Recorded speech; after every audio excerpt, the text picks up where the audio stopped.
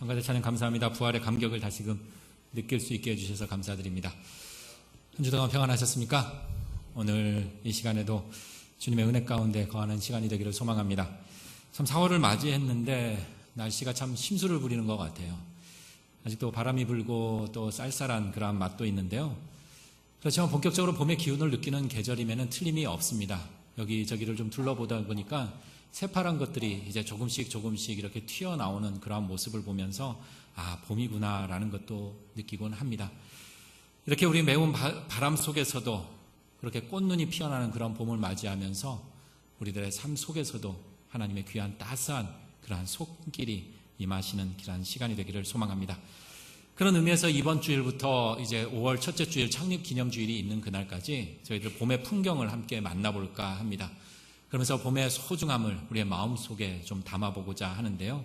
이런 의미에서 오늘 첫 시간은 이 봄의 바라봄이라는 그런 주제로 하늘 말씀 함께 나누기를 소망합니다. 여러분들은 교회 오실 때 뭐가 제일 먼저 눈에 띄시던가요? 여러 가지 대답들이 나오실 것 같아요. 저는 개인적으로 제일 먼저 눈에 보이는 게요. 여러분들도 혹시 보셨는지 모르지만 교회 옆 바로 건물에 매각이라는 큰 현수막이 제일 먼저 보입니다. 그 건물 올 때마다 바라봅니다. 그리고 믿음은 바라는 것들의 실상이다 라고 말씀이 있어서 바라봅니다. 그러면 결국 실상, 현실이 될 거다라는 그러한 마음으로 그 건물을 계속 바라봅니다. 언젠가는 우리 교회의 것이 되겠지라는 그러한 바라봄 말입니다. 물론 유명한 철학자 데카르타도 저의 그러한 생각에 더 힘을 심어주는 것 같아요. 믿어라. 당신의 인생, 당신이 생각한 대로 그리고 당신이 그린 대로 이루어진다. 복받을 사람은 복받을 그림을 그리고요. 행복하길 원하는 사람은 행복의 그림을 그리면 되고 또 성공을 원하는 사람은 성공의 그림을 그리면 된다라는 그러한 이야기입니다.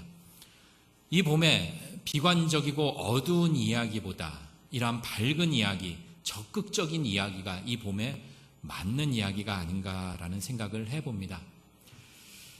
그런데 이러한 바라봄, 요 며칠 몇 주 계속 하다 보니까 저에게 좀 이상한 증세가 나타나기 시작하였습니다. 그 증세는 무엇인고 하니요?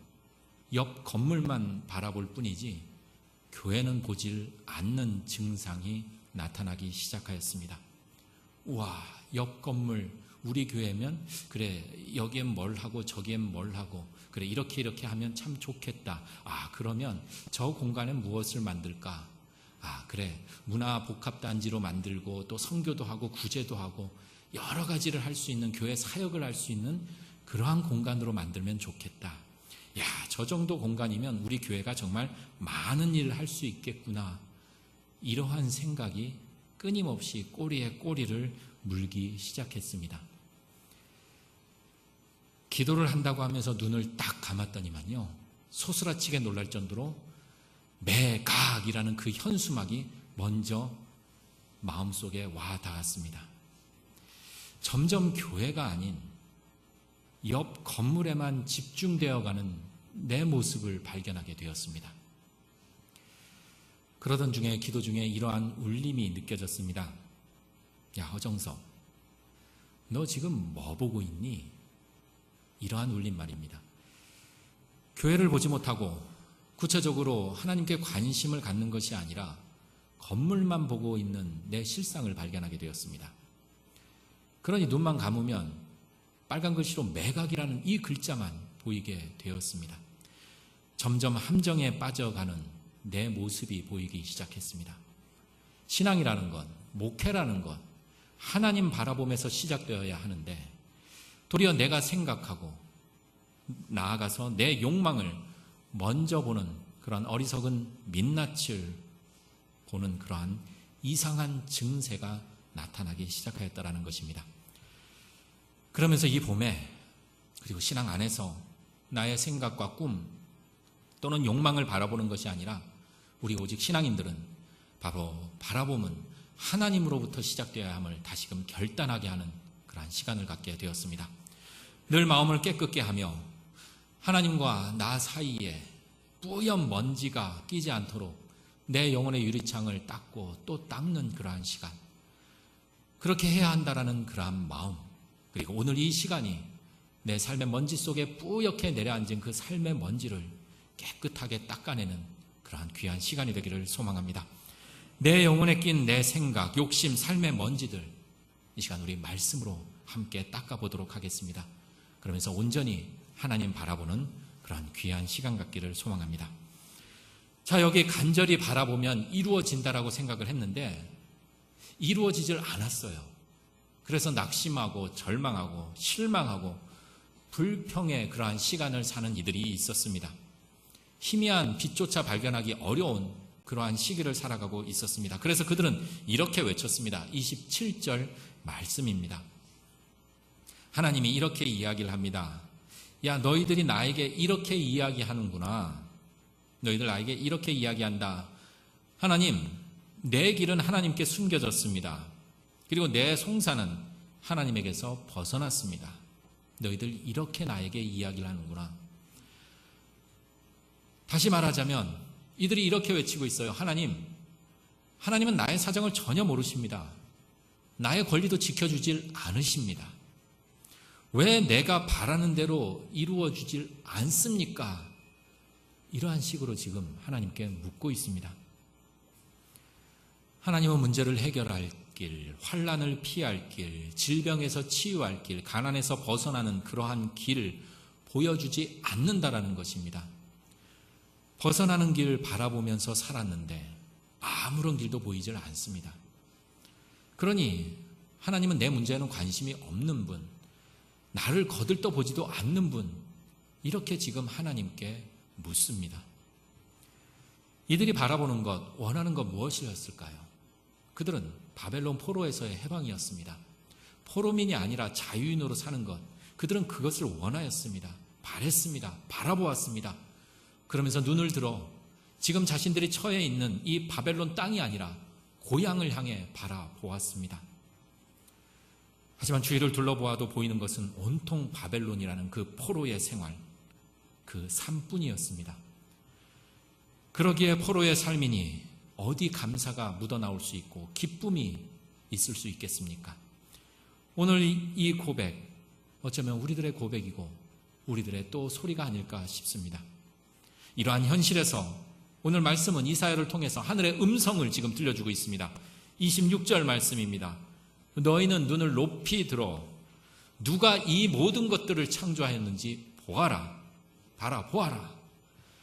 눈을 높이 들라는 것입니다.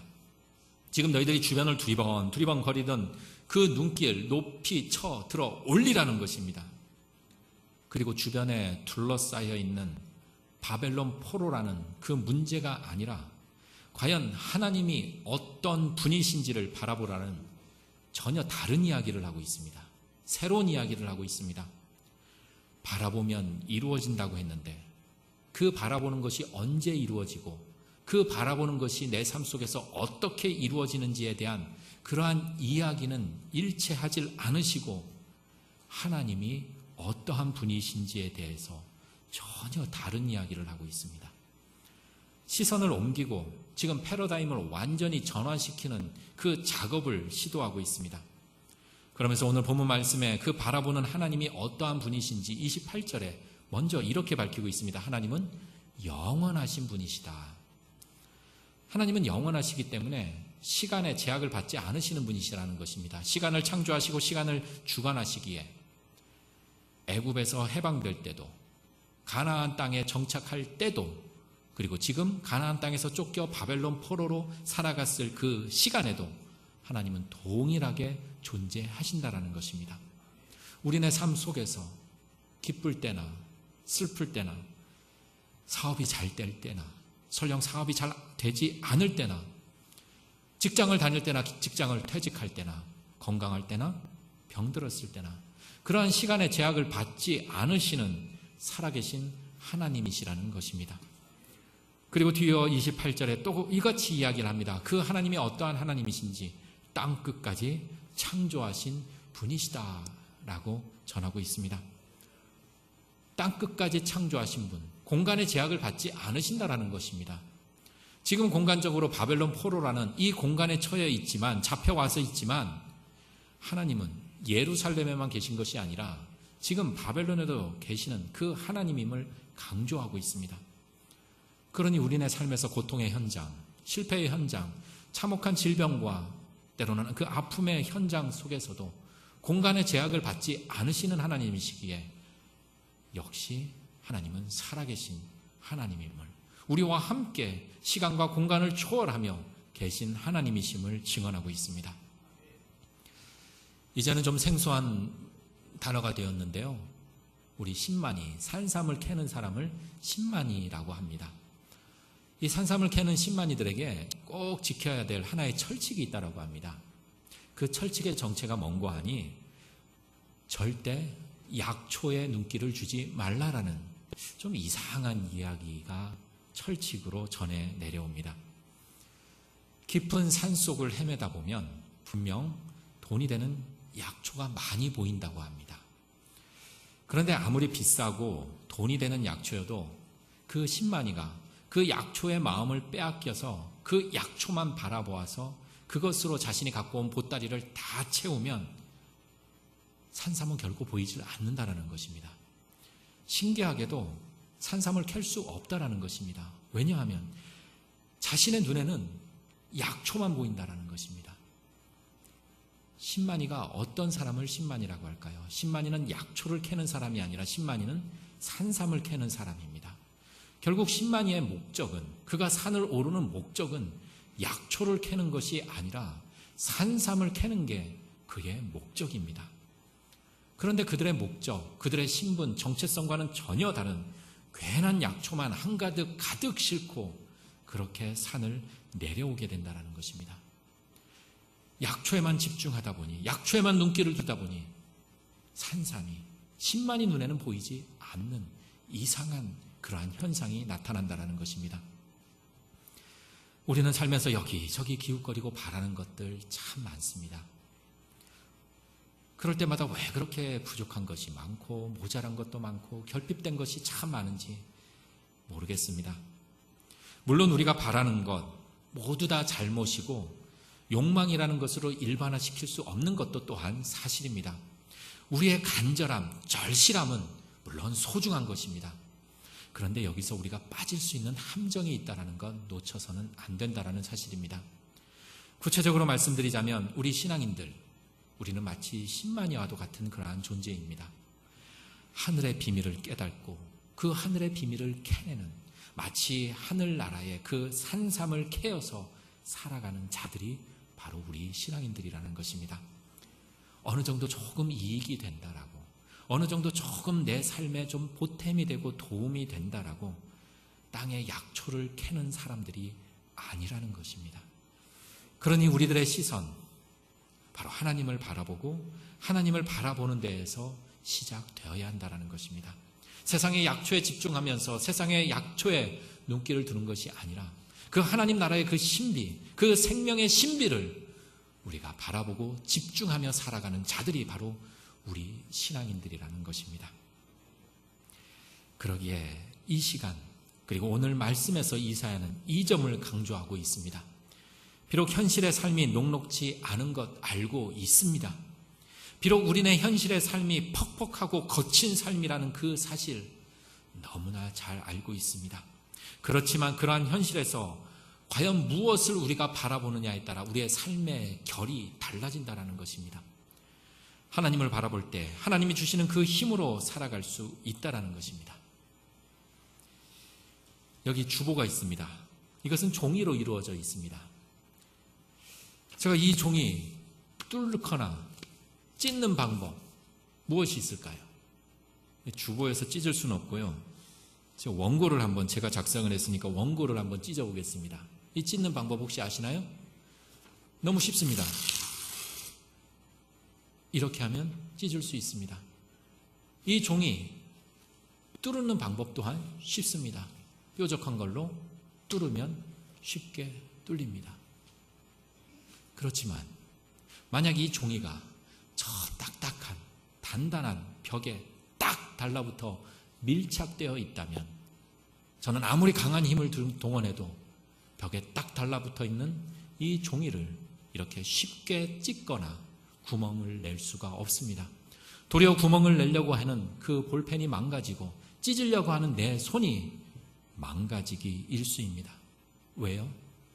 그것은 종이의 힘이 아니라 그 종이의 배후에 그 종이를 뒤에 있는 그 벽의 힘 때문입니다.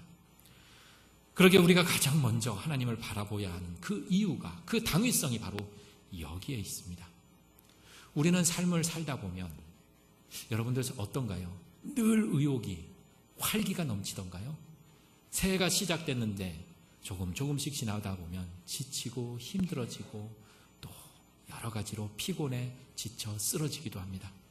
기력이 쇠해서 기진맥진할 때도 있습니다. 아무리 가족이지만요, 아무리 소중하고 내가 사랑하고 품고 가야 할 대상이지만요, 참 신기하게 내 기력이 쇠하고 내가 너무 피곤하고 지치면요, 여러분들은 어떠신가요? 참 그 소중함, 소홀히 대할 때가 참 많음을 보게 됩니다. 잘할 수 있을 것 같아요. 혈기왕성하고 정말 의욕이 끊이지 않을 것 같아요. 그런데 하루하루 지나다 보면 쓰러지고 지치고 피곤해 지치고 기진맥진할 때가 있습니다. 질병이 빨리 낫질 않아요. 사업이 점점 더 어려워져 가요. 살림살이가 나아질 기미를 보이질 않습니다. 자녀들 그리고 가족들을 통한 그 어려움이 쉽사리 개선되지를 않습니다. 그러면서 점점 지쳐갑니다. 늘 의욕과 열정이 충만할 것 같지만 그렇지 못해서 주춤거립니다. 비틀거립니다. 삶이 피곤해지고 기력을 잃고 넘어지고 쓰러집니다. 그것이 바로 우리 종이와도 같은 내 힘의 정체입니다. 그것이 우리들의 힘입니다. 하지만 하나님의 힘은 오늘 말씀에서도 그리고 우리들의 삶 가운데서 도리어 지치고 약한 이들에게 기운을 복돋아 주실 정도로 우리 하나님의 힘은 피곤하거나 지치질 않고 곤비하지 않으신다라고 선포하고 있습니다. 그러니 오늘 본문 31절의 말씀에 이렇게 우리에게 울려 퍼지고 있습니다. 오직 여호와를 앙망하는 자는 새 힘을 얻으리니, 오직 기필코 단연코 여호와를 앙망하는 자, 여호와를 바라보는 자, 그에게 새 힘을 주신다라는 것입니다. 왜 우리가 다른 무엇보다 심지어 나의 생각, 꿈, 욕망보다 가장 먼저 하나님을 바라보아야 하는지 그 모습을 선포하고 있습니다. 엘리야라는 훌륭한 선지자가 있습니다. 열정과 지치지 않는 그러한 사역을 감당한 자입니다. 그렇지만 그의 힘도 지치고 곤비해질 때가 있었습니다. 사역을 하다 지쳐 쓰러질 때 하나님께서 새 힘을 주셨습니다. 강한 베드로, 물 위도 걸을 줄 아는 그러한 베드로, 절망하고 의기소침해 있을 때 예수 그리스도께서 찾아오셔서 아침밤 차려주시면서 그에게 새 소명을 건네주었습니다. 우리 성경의 구석구석 자신의 힘으로 일어설 수 없어 기진맥진했던 이들 모두 다 주님의 힘으로 다시금 비상하였습니다. 예전 광림 수목원에서 견학 갔을 때 안내원의 말이 떠나질 않는 그러한 이야기가 있었습니다. 그 당시에 광림 수목원에 탐방을 하였을 때 며칠 계속되는 그러한 가뭄으로 인해서 수목원에 비상이 걸렸습니다.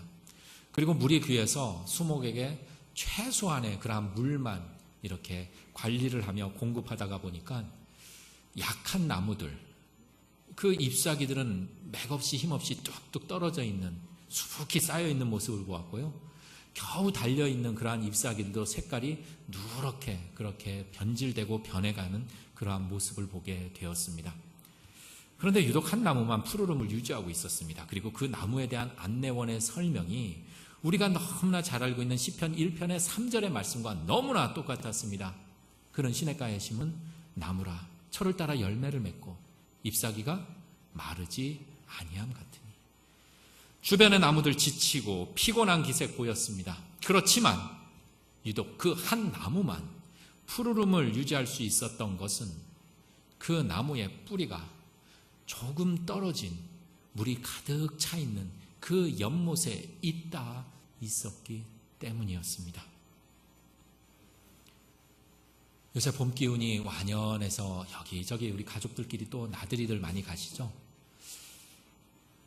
가족 나들이를 갔습니다. 여기저기에 축제니 공연이니 참 볼거리들이 참 많습니다. 그런데 저기를 봤더니만 사람들이 많이 모여 있는 거예요. 이렇게 뭔가 싶어서 이렇게 가보았더니만 그곳에 마술쇼며 여러 가지 볼거리, 그러한 공연이 펼쳐졌습니다. 재미있는 마술쇼도 벌어지고 광대들이 제주도 넘습니다. 그래서 사람들이 빈틈없이 빼곡히 그 재미난 공연을 관람하고 있습니다. 뒤늦게 도착해서 사람들 빈틈 비집고 들어갈 그러한 틈도 보이질 않습니다. 그렇지만 조금만 까치발을 하는 그러한 수고, 그리고 다행히 행운이 깃들어서 내 바로 앞에 나보다 조금 키가 작은 사람이 있으면 어느 정도 시야가 확보되어서 그 재미난 공연을 볼 수가 있습니다. 그런데 문제는 아이입니다. 아이가 보는 세상은 그저 어른들의 뭐만 보일까요? 엉덩이만 보일 뿐입니다. 따분하고 지루하고 힘든 시간일 뿐입니다. 그때 아이는 아빠를 이렇게 물끄러미 바라봅니다.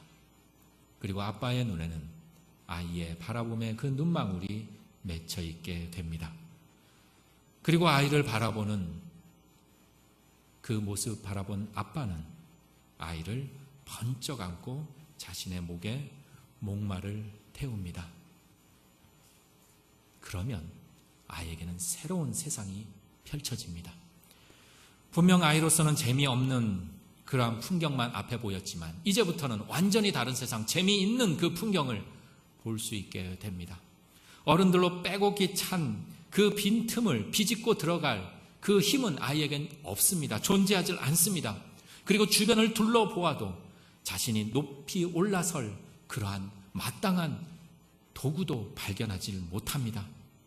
주변은 모두 자신보다 큰 담장과도 같은 그러한 현실뿐입니다.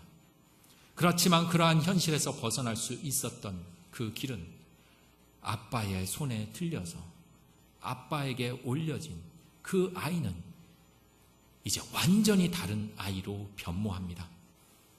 키가 아무리 큰 어른들보다 앞에 어떠한 장애물이 있더라도 아이는 재미있는 그 풍경을 바라볼 수 있는 아이로 변화된다는 것입니다. 우리는 뛰다 보면 지치기 마련입니다. 아무리 세계 신기록을 지은 그러한 달리기 선수도 뛰다 보면 지치기 마련입니다.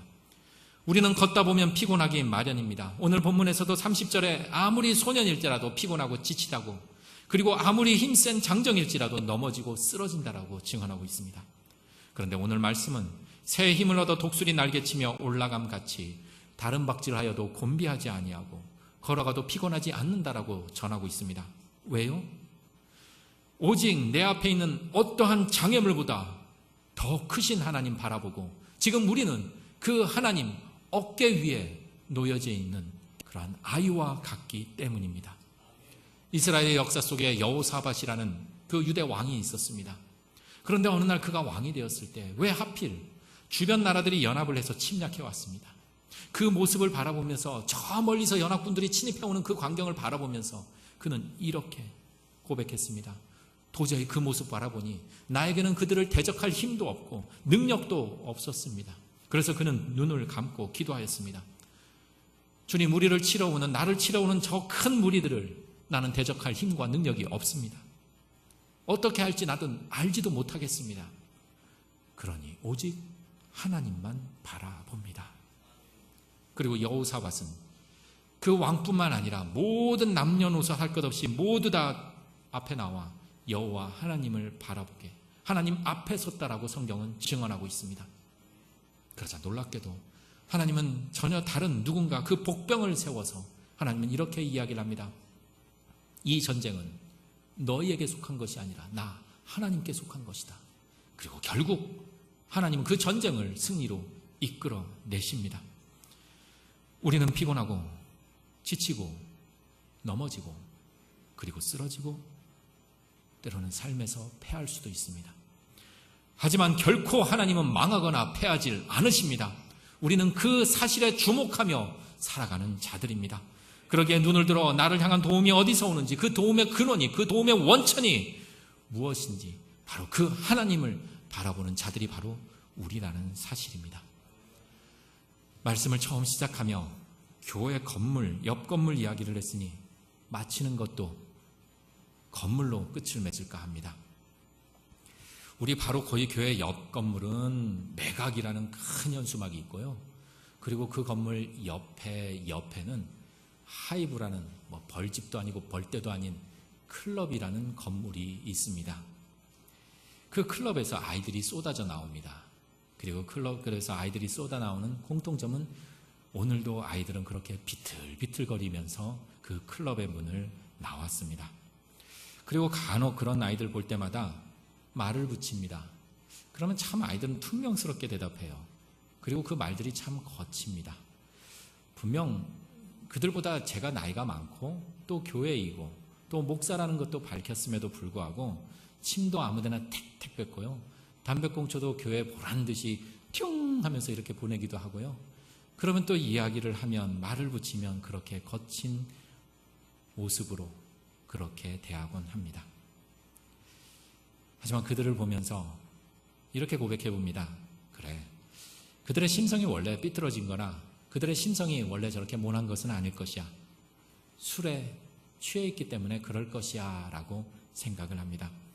술에 취해 있기 때문에 앞에 배는 것이 없기 때문에 그렇게 행동한다라고 생각을 합니다. 술에 잔뜩 취해 있기 때문에 잘 보이질 않기 때문에 그렇게 비틀비틀거리고 그렇게 집을 찾지 못해 쓰러지고 넘어지고 자빠지는지 모릅니다. 그렇게 술에 취해 있기 때문에 제정신이 아닌 그들의 모습을 보면서 또한 나의 모습을 보게 됩니다. 제가 주일날 나오면서 술을 먹은 건 아니고요. 그 취해 있는 그 모습 보면서 나도 이 세상에 취해 있구나. 내 생각에 취해 있구나. 내 뜻에, 내 욕심에 취해 있구나. 그래서 하나님 앞에 서 있는데 그 하나님 제대로 보지도 못하고 술에 취해 비틀비틀 자빠지고 쓰러지면서 내가 가야 할 그 길 가지 못하고 내가 돌아가야 할 그 아버지의 집 바라보지 못하며 방황하고 있는 그 모습이 그 아이들의 뒷모습 속에서 보게 되었습니다. 그러면서 이 시간, 이 봄에 이렇게 고백해 봅니다. 하나님 바라보기를, 하나님 바라보는 그러한 시간이 되기를 다시금 결단해 봅니다. 우리는 문제의 태산이 있는 것만 아니라 우리 하나님이 계심을 믿습니다. 우리는 우리 앞에 빚쟁이만 있는 것이 아니라 우리 하나님이 계심을 믿습니다. 우리의 앞에는 질병과 아픔만 있는 것이 아니라 분명 하나님이 계심을 믿습니다. 우리에게는 절망만 있는 것이 아니라 우리에게는 또한 하나님이 계심을 믿습니다. 우리는 눈을 뜨고 있으면서도 이 하나님을 제대로 보지 못할 때가 있습니다. 참 많은 소중한 것들을 보지 못하고 중요한 것들을 놓치며 살아갈 때가 참 많습니다. 그렇다면 이제 이 봄에 우리가 내 뜬 눈으로 보이는 것이 아픔과 절망과 상처라면 이 봄에 눈을 감고 우리가 제대로 바라보는 것은 어떨까 싶습니다. 욕심의 눈을 감아 제대로 바라보고 절망의 눈을 감아 우리가 제대로 온전히 바라보아 눈이 떠 있을 때 보지 못했던 그 하나님 제대로 바라보는 이 봄이 되기를 소망합니다.